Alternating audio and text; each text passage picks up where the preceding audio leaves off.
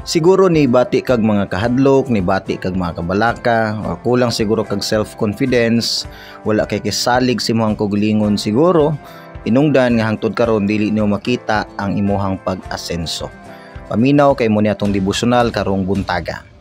Akong basahon ang Joshua chapter 1 verse 9, ingon din ang Dios ngadto kang Joshua, "Have I not commanded you? Be strong and of good courage, do not be afraid, nor be dismayed, for the Lord your God is with you wherever you go." Ang Ginoo magapanalangin aning iyahang mga pulong. Mo ni ang time nga ni take over si Joshua sa leadership sa Israel.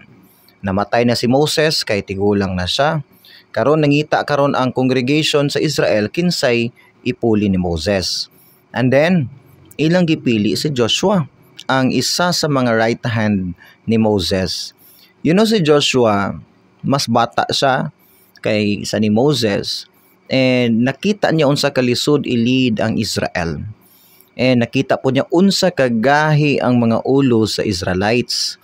And nakita po niya nagunsa ang taon ang unsa kalisod ang giagian ni Moses pag-lead ani nga katawhan.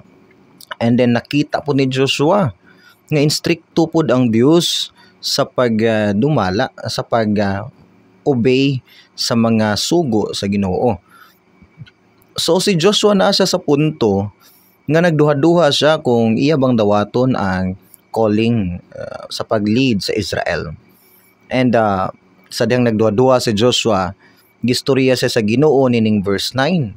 Ug mao niyang pulong sa Ginoo dinhi ingon ng Dios, di ba giingnan ti ka Joshua nga pagkalig-on o dapat na kay kaisog, ayaw kahadlok, ayaw kaluya, kay ako nga imong Dios magauban kanimo bisag asa ka mo adto. Ang gihimo dinhi sa Dios, wala siya naghatag og promise actually kay Joshua. Actually ang gihimo dinhi sa Ginoo, gi-remind lang sa Ginoo ang promise sa Ginoo kang Joshua. Sa ato pa, promise na daan sa Ginoo kang Joshua nga dili gid siya pasagdan, di siya mahadlok, bisag asa siya ubanan gid siya sa Ginoo. And nakalimot lang si Joshua, mo nag-remind siya balik sa Ginoo. Di ba ingon ng Ginoo dino? Di ba nag-ingon ko nimo Joshua? So gi-remind siya sa Ginoo. Yun ang reason nga nung dali ta maluya sa mga problema, dali ta ma-discourage kung naabitay mga negative nga mahitabo sa atong life. Usay gani nagpray ta sa Ginoo pero wala gyapon tay salig kung ihatag ba gyud niya. Nganong daghag defeats ang atong life, daghan tag mga failures, isa sa mga major reasons is kulang tag pagsalig sa Ginoo. And ang reason nganong kulang tag salig sa Ginoo, dili man tungod kay wala ta kay balo sa yung promise actually. Kay balo magita nga ang Ginoo mo provide sa atong need, ang Ginoo mo tabang na to, mo comfort na remind na ta pila na kawali na dungog na to ana. But the major reason is sometimes we forget those promises. Makalimot man gud ta.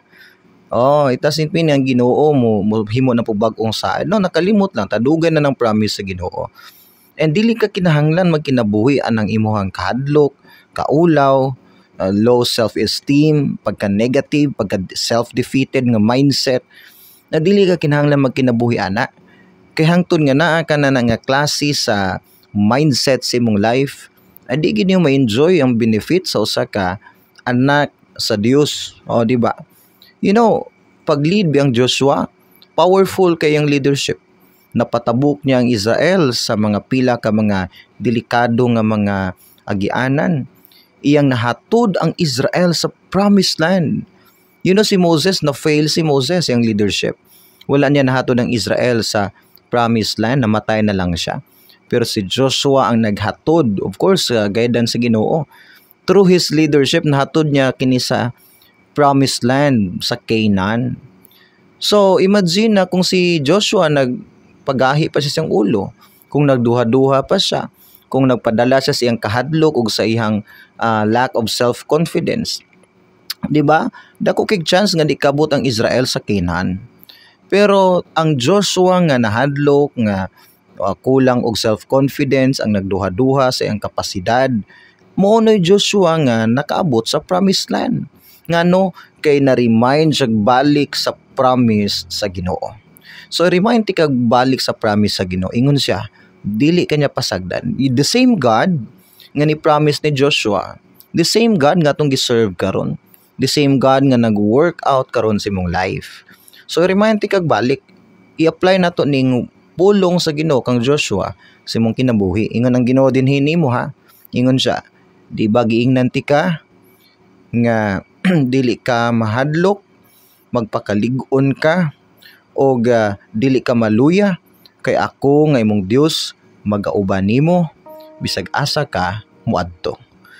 Kung anak na ka sa Dios, di gyud ka mawala sa iyang pananaw. Walay dapit sa kalibutan nga di ka maabot sa iyang comfort, sa iyang gugma, sa iyang grasya, sa iyang pagpanalangin. Walay dapit sa kalibutan gyud nga dili ka maabot sa iyang proteksyon. So unta ma-remind ka nga wala man gyud ka biyai sa Ginoo. Ikaw lang ang nagduha-duha niya. Magampo ta, Father in Heaven, please Lord, tandugang kasing-kasing karon sa naminaw nga ma-remind sa Ginoo nga sukad wala ka ni biya niya. Siya lang Lord o kami lang Ginoo ang pila kay gayon ang nibiya nimo. Sa ilo ami Lord sa mga sala nga nabuhat, o please Father God, gamita og dasiga migbalik Ginoo sa pagtuman sa imong sugo sa imong kinabuhi. Sa ngalan ni Jesus, amen ug amen.